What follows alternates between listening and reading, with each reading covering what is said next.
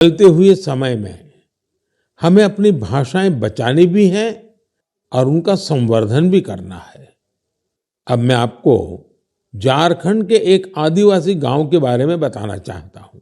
इस गांव ने अपने बच्चों को मातृभाषा में शिक्षा देने के लिए एक अनूठी पहल की है। मंगलो गांव में बच्चों को कुडुख भाषा में शिक्षा दी जा रही है। इस स्कूल का नाम है कार्तिक उरांव आदिवासी कुडुख स्कूल। इस स्कूल में 300 आदिवासी बच्चे पढ़ते हैं। कुडुख भाषा उरांव आदिवासी समुदाय की मातृभाषा है। कुडुख भाषा की अपनी लिपि भी है, जिसे तोलंग सिकी नाम से जाना जाता है। ये भाषा धीरे धीरे विलुप्त होती जा रही थी, जिसे बचाने के लिए इस समुदाय ने अपनी भाषा में बच्चों को शिक्षा देने का फैसला किया है। इस स्कूल को शुरू करने वाले अरविंद उरांव कहते हैं कि आदिवासी बच्चों को अंग्रेजी भाषा में दिक्कत आती थी, इसलिए उन्होंने गांव के बच्चों को अपनी मातृभाषा में पढ़ाना शुरू कर दिया।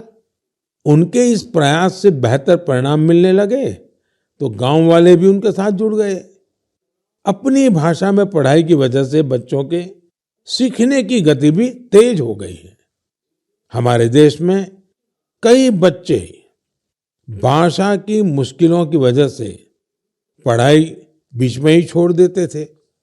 ऐसी परेशानियों को दूर करने में नई राष्ट्रीय शिक्षा नीति से भी मदद मिल रही है। हमारा प्रयास है कि भाषा किसी भी बच्चे की शिक्षा और प्रगति में बाधा नहीं बननी चाहिए।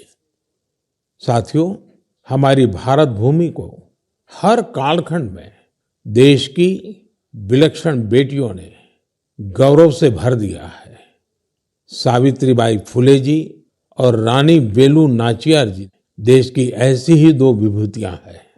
उनका व्यक्तित्व ऐसे प्रकाश स्तंभ की तरह है जो हर युग में नारी शक्ति को आगे बढ़ाने का मार्ग दिखाता रहेगा। आज से कुछ ही दिनों बाद 3 जनवरी को हम सभी इन दोनों की जन्म जयंती मनाएंगे। सावित्रीबाई फुले जी का नाम आते ही सबसे पहले शिक्षा और समाज सुधार के क्षेत्र में उनका योगदान हमारे सामने आता है। वे हमेशा महिलाओं और वंचितों की शिक्षा के लिए जोरदार तरीके से आवाज उठाती रही। वे अपने समय से बहुत आगे थी और उन गलत प्रथाओं के विरोध में हमेशा मुखर रही। शिक्षा से समाज के सशक्तिकरण पर उनका गहरा विश्वास था। महात्मा फुले जी के साथ मिलकर उन्होंने बेटियों के लिए कई स्कूल शुरू किए।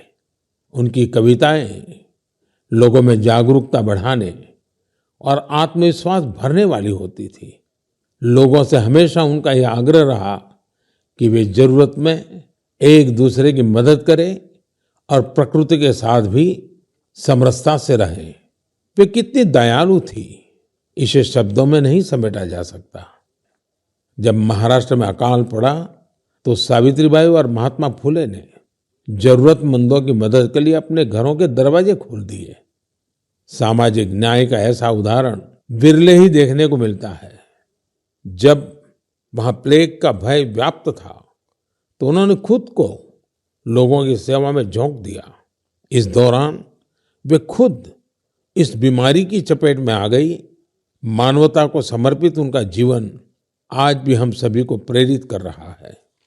साथियों, विदेशी शासन के खिलाफ संघर्ष करने वाली देश की कई महान विभूतियों में से एक नाम रानी वेलु नाचियार का भी है।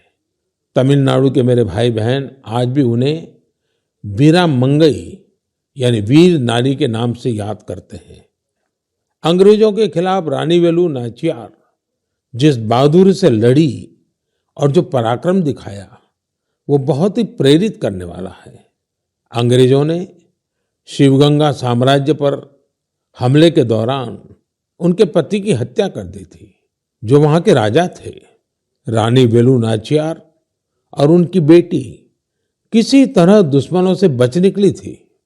वे संगठन बनाने और मरूद ब्रदर्स यानी अपने कमांडरों के साथ सेना तैयार करने में कई सालों तक जुटी रही। उन्होंने पूरी तैयारी के साथ अंग्रेजों के खिलाफ युद्ध शुरू किया और बहुत ही हिम्मत और संकल्प शक्ति के साथ लड़ाई लड़ी। रानी वेलु नाचियार का नाम उन लोगों में शामिल है जिन्होंने अपनी सेना में पहली बार ऑल विमेन ग्रुप बनाया था।